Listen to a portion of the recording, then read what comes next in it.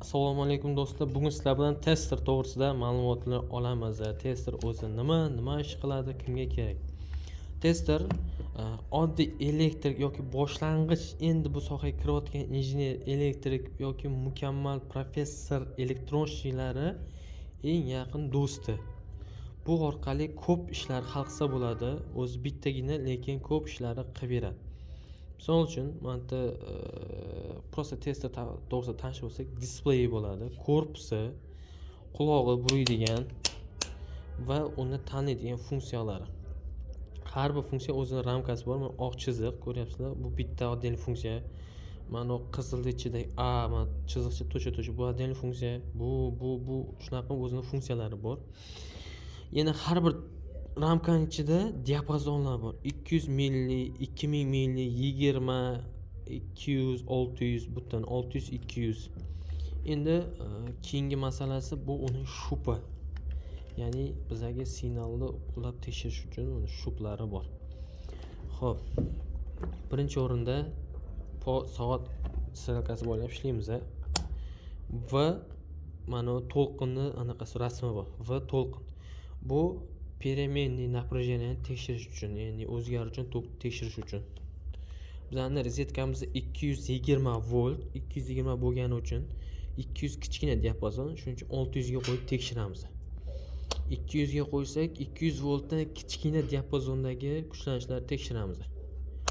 Bu amper bo'yicha biz hali yana bitta darsni tekshiramiz, ya'ni vaqt ichida oqib o'tgan tokkni tekshiradi.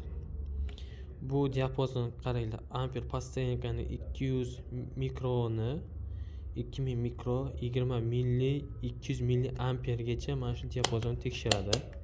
Mana unga qo'ygan bo'lsa, bu 10 amperni tekshiradi. 10 ampergacha tokkni tekshirib beradi. Mana HF bu tranzistorlarni tekshiradigan blok.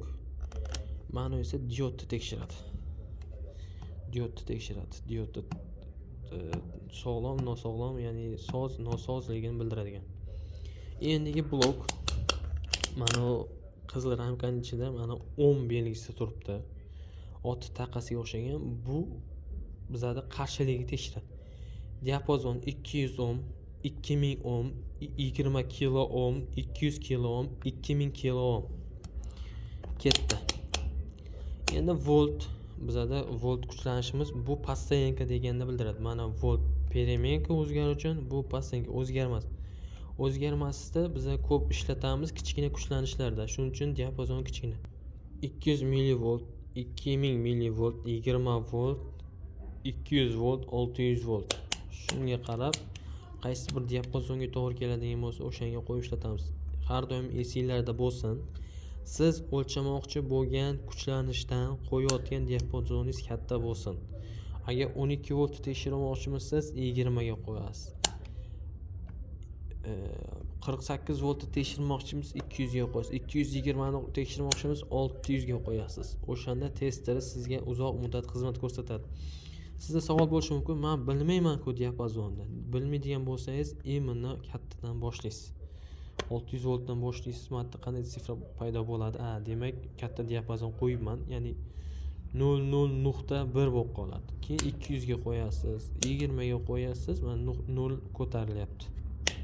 0 yo'q bo'ldi. Ko'ryapsizmi?